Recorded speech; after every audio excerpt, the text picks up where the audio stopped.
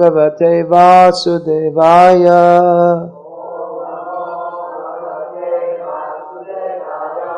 Om Namo Bhagavate Vasudevaya.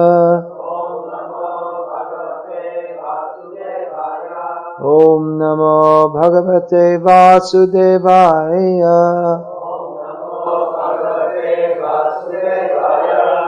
Bhagavad-gita as it is, chapter 6, text 9, translation and commentary by His Divine Grace A.C. Bhaktivedanta Swami Prabhupada, founder Acharya of ISKCON. Suhrin Mitra Yudasina Madhyasta Dveshya Bandhushu Sadhushvapi Chapapeshu Samabuddhir Vishishyate Yogi Yunjita Satatam Atmanang Rahasi Stitaha Ekaki Yata Chittatma Nirashira Parigrahaha. This chapter describes the Dhyana Yoga system in which the yogi leaves material society and goes to live in a purified place, generally alone. Means he may be in a cave or a forest under the guidance of his guru, but after being trained in meditation, they would spend long hours simply in meditation. As Srila Prabhupada pointed out, and indeed as the scriptures say, this system of meditation is not at all suitable for the modern age. However, many of the points which are being made here by Krishna are also applicable to the Krishna conscious process. And as the ultimate purpose of Lord Krishna's instructions in Bhagavad-gita are to teach Bhakti Yoga, Srila Prabhupada has explained these verses mostly in relationship to the Bhakti Yoga process. This series of verses is describing the self-realized person, the qualities of a self-realized person that pertain to those who are self-realized, either Brahman-realized, Paramatma-realized, or Bhagavan-realized. It's been said that Brahman-realized person is self-controlled, fully satisfied. He sees everything, whether pebble, stone, or gold, as the same. So this is the Brahman-realized person. He realizes everything in this world is temporary. I have no intrinsic relationship with it.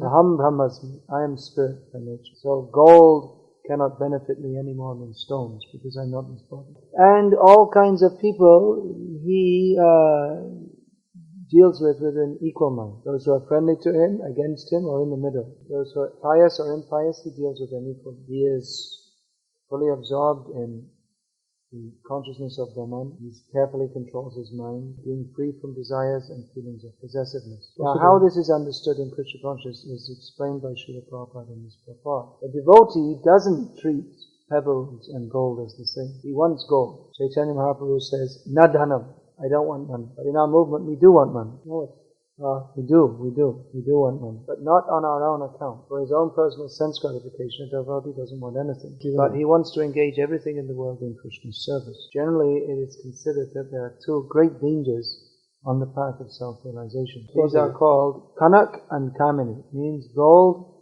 and Kamini means woman, especially the type of woman who is interested in increasing one's lusty desire. Women, they are glorified in Vedic culture if they are pious and chaste. But the Transcendentalists is warned to be very careful of women who are interested in increasing the lusty desire. However, we are not a movement of yogis sitting in caves. Our movement is interested in opening centers in the big cities of the world, because you have to preach Krishna consciousness, and for that money is required. And if we're going to preach in the modern world where women don't simply remain in their homes, as in traditional Vedic society, then so many spirit souls in the form of women's bodies are also going to come and take interest in Krishna consciousness. So we don't reject kanak, gold or money, or kamini, but rather the devotee wants to engage all the money in the world, and all the men and women,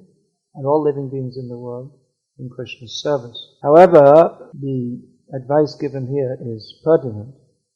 I тук съветът, който е даден, Pertinent It's to the point. Yata chitatma nirashir aparigraha. This means, yata chitatma means always careful in mind. Nirashihi, without being attracted by anything else. Aparigraha, free from the feeling of possessiveness. The devotee should always be careful in his mind, because his nature is to be attracted by sense objects. Even though a devotee is supposed to engage everything in the service of Krishna, still he should be careful in his mind. Because due to bad habit, since time immemorial, our tendency is to take the things of this world and use them for our own sense gratification. So particularly these things that are mentioned, without being attracted and free from the feeling of possessiveness. So this can very appropriately refer to kanak and kamini. We should not, we should be free while engaging monies in Krishna's service. We have to be free from the feeling of possessiveness and understand that all money is meant for Krishna, and without being attracted by anything else. Means that in our Krishna conscious movement, there are so many young men and young women joining, and the tendency is that young men and young women feel attracted, but we should remember that everyone has come as serving Krishna. As Prabhupada said that we shouldn't, he was instructing brahmacharis that you shouldn't think of these young women who have come to join as being for our enjoyment, but as gopis who have come to serve Krishna. Now we see that the yogi goes to the forest or the caves so as to be removed from the sense object, because the whole purpose of yoga is yoga indriya samyamya, to control the senses. And it's very difficult to control the senses if they're constantly interacting with the sense object. Therefore the yogi goes away from the interaction, the gross interaction of senses with the sense objects, just so that the attraction can cool down. He has to control his mind, but if the mind is always being agitated for sense enjoyment, it's very difficult to control the mind. However, this process is not practical in the modern age. In so many ways it's not practical. Neither can we live in a forest, even if we try, most likely the government wouldn't even allow us. If we tried to live in some cave in the forest, probably someone would come and take us to the city and put us in a mental institution. And if we try and sit and meditate, our mind will be so agitated. Anyway, we can't even sit properly. Everyone's sitting like this, and we can't even sit on the floor for more than 10 minutes. And then as far as if we're just asked to eat the roots and the dry leaves in the forest, well, what do you think, Nakshatri? I don't think. Never mind Nakshatri, I couldn't do it. Forget it. No way. So we wouldn't make very good yogis. Not this kind of yogi. So here we are living in the city where there's so much agitation for sense enjoyment, and living in an ashram with brahmacharis and brahmacharinis. There's no such word in Sanskrit as brahmacharini. This is a new invention. Ashram means either grihastha ashram, or ashram generally means where people go to get away from all of this. So no one in India thinks of an ashram as a place where there are many unmarried young men and women living together. Still today they don't allow that even in the university hostels, in India at least. They're very strict. Women's hostels, no men can go. Boys' hostels, no women can go. You have to be back by 9 o'clock at night. So very strict. And as far as the yogis' leaves and roots, well, we're also taking leaves and roots, but combined grains, ghee and so many things combined into nice foodstuffs offered to Krishna. However, in these very different circumstances, the same point has to be got to, namely controlling the mind and senses. The dhyana yogi simply tries to control his mind and senses and fix it on some vague, impersonal understanding of the self. However, the bhakti yogi is concerned to fix his mind on Krishna. And this is how it is possible to live in such unusual circumstances for executing yoga and still be successful. The bhakti yogi is able to live in the big materialistic cities of the world and meet many materialistic people and deal with money and women and eat sumptuous foodstuffs. He's able to do this because he does everything in Krishna's service. He takes strength from Krishna. This process is very powerful. The Dhyana yogi tries to control his mind and senses by his own endeavor. The devotee also endeavors himself, but by taking strength from Krishna, he is able to live self-controlled, even in the midst of so many disturbances. He cannot execute that very harsh system of austerity, but he can serve Krishna, and in doing so, he is benedicted by the grace of Krishna, and thus he is able to control the senses in the best way. He gets such pleasure from the service of Krishna, he has such feeling for Krishna, that he doesn't want to misuse the facilities that Krishna is giving him. So much money may come to a devotee, but he doesn't think how I will use it for my own sense enjoyment. He simply thinks how this should be used in the service of Krishna. He may have honor and respect accorded to him. He may be offered worship and a big seat, a big title, but he simply accepts these things for the sake of preaching Krishna consciousness. So many beautiful women may approach him, but he's only interested in interacting with them for the sake of giving them spiritual guidance. However, devotees should realize their own limitations and be careful also that as long as we are not completely freed from material contamination, as long as even the slight seed of material desire is in our hearts, then we should be very careful in our dealings with kanak, kamini, and all the affairs of this material world. Therefore, to keep safe in this material world while serving Krishna, we should always keep association with devotees. Sangat sanjayate kamaha. In Gita, Krishna says that one's desires manifest according to one's association. So if we always associate with pure-hearted devotees, then our desires may also remain pure. We also have to keep the intelligence strong by regularly hearing about Krishna, regularly hearing about the purpose of life, regularly hearing about our true existential position. That we are not these bodies, that we are not meant for enjoying these bodies. That there is no enjoyment anyway. We're simply meant to serve Krishna. And by engaging in the service of Krishna, regularly chanting Hare Krishna, we also gain a taste for Krishna consciousness, by which we won't want to spoil our lives by indulging in petty sense gratification. Therefore, this process of sadhana bhakti is so important. We have chanting and dancing, hearing about Krishna. This helps to keep our intelligence clear and gives us a taste for Krishna consciousness, so that we can live in this world engaging everything in Krishna's service. As Prabhupada writes here, the first business of a transcendentalist is to keep the mind always on Krishna. So that is the purpose of our Krishna conscious movement. If the mind is always kept on Krishna, then the mind and senses are automatically controlled. But we also have to control the mind and senses so that we can keep our mind always on Krishna. So it works both ways. We have to make our own effort to control the mind and senses. We also have to beg for the grace of Krishna to help us, and always endeavor to keep our mind fixed on Krishna. So it's not easy because we are habituated in another way. We are habituated to try to engage the senses in the so-called enjoyment of the sense objects. But this bhakti yoga process is very powerful. And if we stick to that, then surely we will be successful in the course of time. We shouldn't become discouraged. It is difficult, no doubt, to overcome the pushing of the senses. Although it is intrinsically natural for us to always think of Krishna, because we are habituated in another way, it is difficult for us to always think of Krishna. But we shouldn't become discouraged. Maya is always trying to take away our enthusiasm. Maya is always offering so many alternatives to Krishna consciousness. But we should keep our faith in Krishna. But if we simply go on with this process, then surely Krishna will help me. And in due course of time, I will be freed from the pushings of the mind and senses. And Krishna, if I go on with this process, surely in due course of time, Krishna will show His full mercy to me. And we will be able to, as Prabhupada many times said, and ultimately we'll be able to see Krishna face to face and engage in His direct service. Hare Krishna.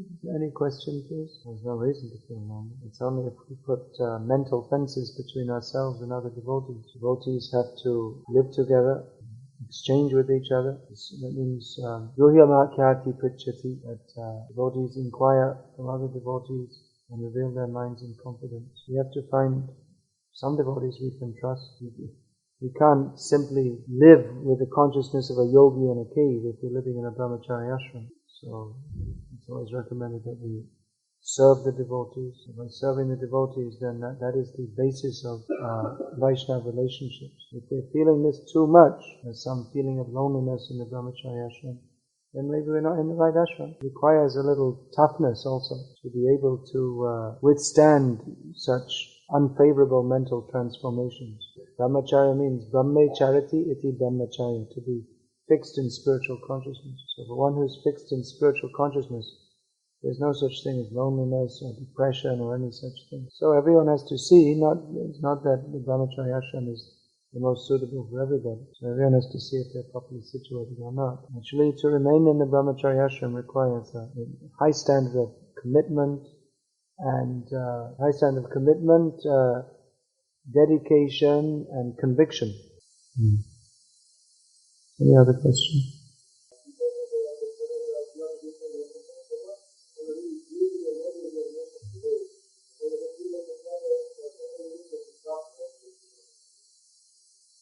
Yeah, a topmost devotee sees that all living beings, whether they're friendly to me or not, are all equal because they're all great devotees of Krishna. Only I am not a devotee of Krishna. That is distinguishes in Bhagavad-gita. There is a difference, it's not all one. Suhrin mitra yudasina madhyasta dvesha bandhushu. These are, what is that? That is, Suhrin means good well-wisher. Mitra means well-wisher but not so much. Udasin means they don't care. Either way.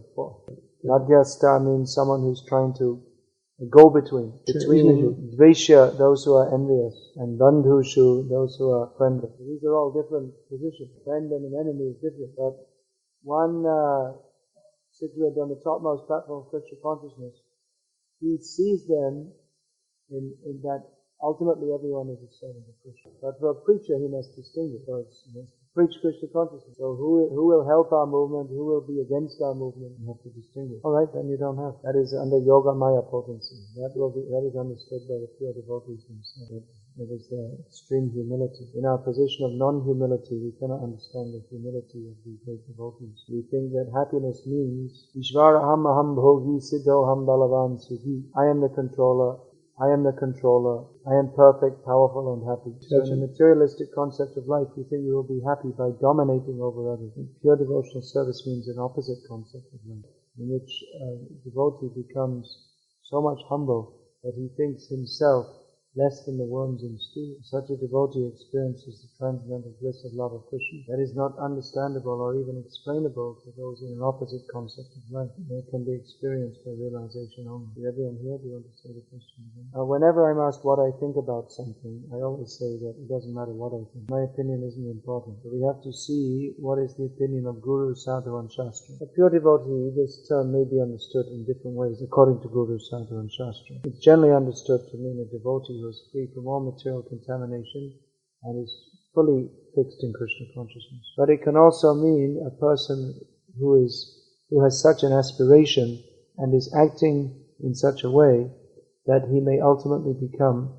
fully pure. That's why Prabhupada wrote in one letter that all my disciples are pure devotees. So you may ask, well, how is that possible? Because so many of them fell away from Krishna consciousness. The answer is that as long as one is sincerely cultivating that desire and following the practice of Bhakti Yoga, then he may also be considered a pure devotee. Because if he sticks to the practice, then he will certainly become a pure devotee. And even if he's sincerely practicing like that, but circumstantially he falls away from the path, he will in due course of time come back and achieve full perfection. When discussing the pure devotee who sees himself as more fallen than the worms in stool, then we're referring to great Mahabhagavat pure devotees, such as Krishna's Kaviraj Goswami, who wrote that Jagai Madhai Hoite Muito Papishto Purishera kita hoite muito lagishta.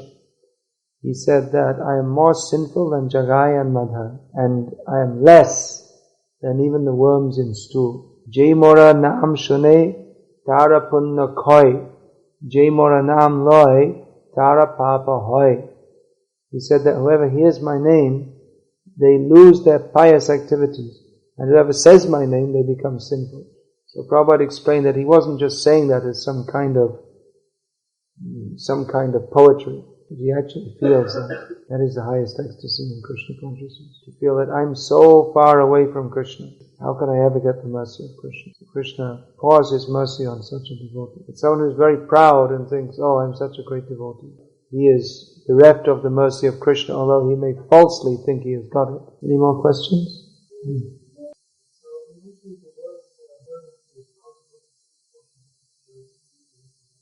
Oh.